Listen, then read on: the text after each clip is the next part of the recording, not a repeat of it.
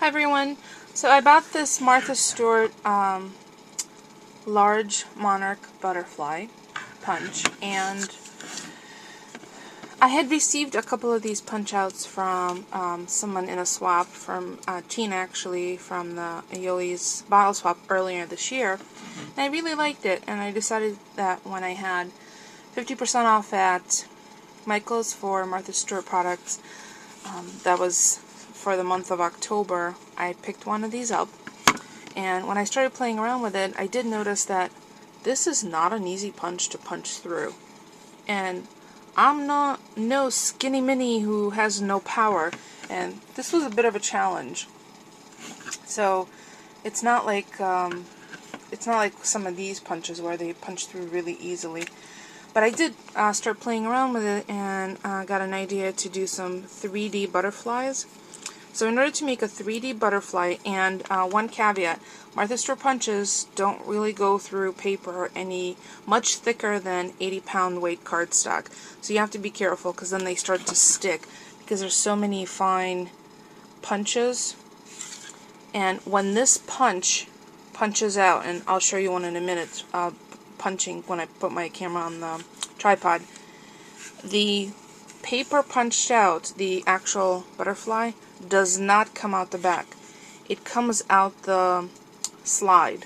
So you have to be careful not to double punch, because then you'll ruin the image that you just punched out. So all the refuse comes out of the back, but the actual butterfly punch comes out of this middle slot, just as a little heads up. So in order to make 3D butterflies, I've cut out 3 of the same pattern. Let me show you this one.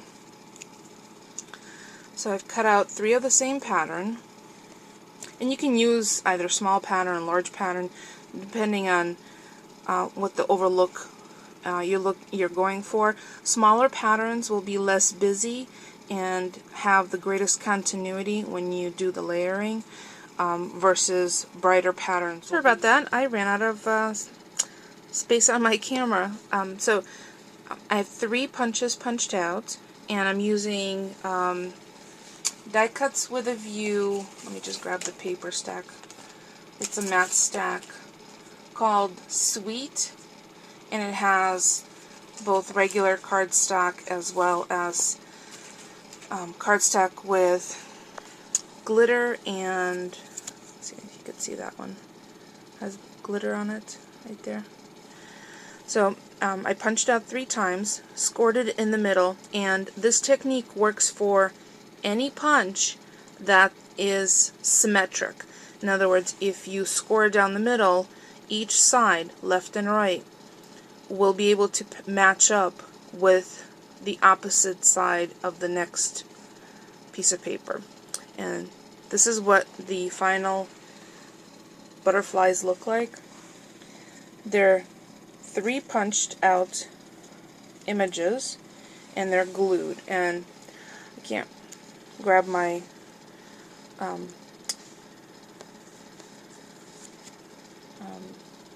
have to show it to you this way because I can't grab my tripod at the moment. So what you do is, once they're scored in the middle, you glue the 2 sides like this.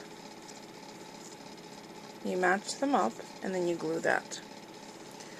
Then you let that dry a little, and then you glue this next side to this one. So the result is this. So then you have a continuous image of the butterfly, and it's dimensional. Now, to adhere this, you could use either the Scotch Quick Dry adhesive, you can use glossy accents, or you can use, let me just grab that, the Zig 2-way.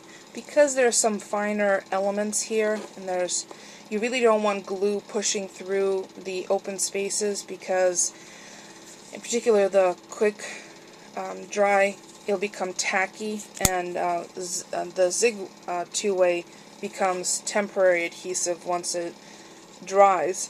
So you want to use something that will dry nicely without making the rest of the butterfly sticky. And you can use this on pages, on mini albums, on cards, and it does lie relatively flat if you want to put this on a card to mail, but it pops right back up because of the folding and the dimensions. So you would glue this side excuse me, down. I don't know what's wrong with my voice today. Sorry. So these are the 3 that I tried out.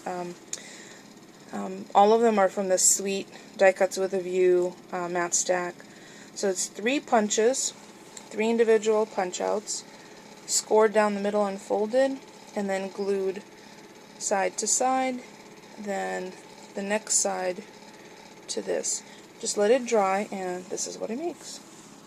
I think they're very cute. And again, you could do this with any punch that is symmetric on both halves. So if you score it down the middle, you'll be able to match up to the next cutout on the left side. Hope that makes sense.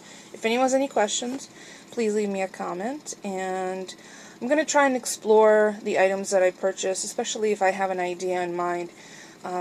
Next, I think I'll do some 3D embellishments from some of those little, the markdown Sizzix square die that I just got at Michael's. Thanks for watching, everyone. One more thing, I did promise to show you how this cuts out. So what I'm going to do is I'm going to lie this upside down, and I'm just using some scrap paper. I tried to recycle as much as possible. These were some sample lobster raffle tickets that I did. So you slide it in, and again, this is just regular copy paper. And I'm going to punch it through. Oh, alright, hold on. I'm going to see. It's not easy to do that way. And if you don't punch all the way through, oh, it did. But again, the punch out comes out of the side. So let me do that again because I totally fudged that one. So,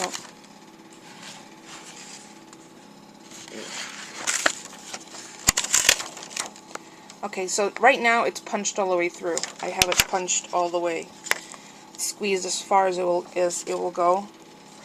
And it's not an easy squeeze. And as you see, only the tiny little cutouts come out of the back.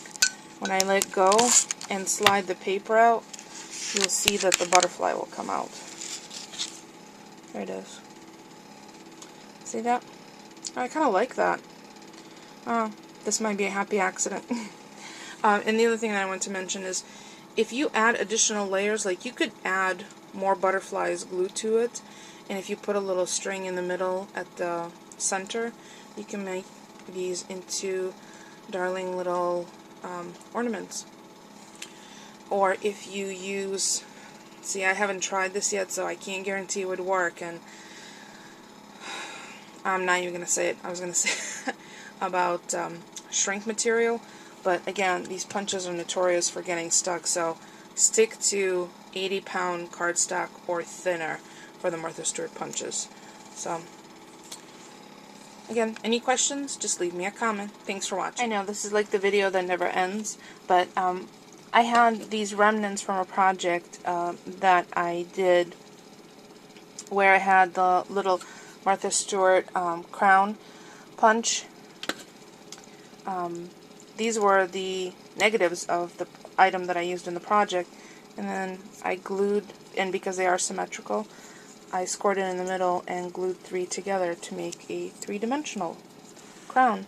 So you could pretty much do that with any any punch that's symmetric and can manageably be folded in half. Smaller things will be much more difficult, obviously. So, promise you, that's it. And I would love to see what you guys come up with, and feel free to post response videos with which punches you used to make 3D embellishments. Thanks for watching once again.